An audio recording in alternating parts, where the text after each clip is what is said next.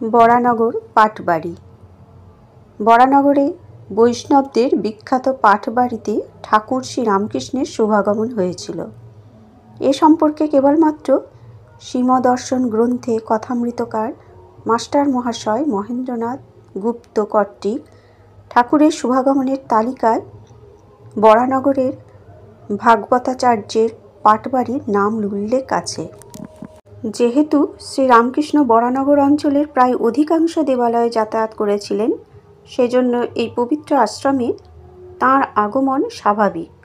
তাছাড়া বর্তমান পাটবাড়ির প্রতিষ্ঠাতা শ্রীমৎ রামদাস বাবাজির গুরু শ্রীমৎ চরণদাস বাবাজির সঙ্গেও শ্রীরামকৃষ্ণের যোগাযোগ ছিল, যার পূর্ব নাম রাজেন ঘোষ, এবং কিছুদিনের জন্য তাঁর পূর্বাশ্রম এই বরানগরেই। প্রায় 500 বছর আগে এখানে গঙ্গার তীরে মহাপ্রভু শ্রী চৈতন্যদেবের অন্যতম পার্ষদ রঘুনাথ উপাধ্যায়ের একটি ভজন কুটির ছিল।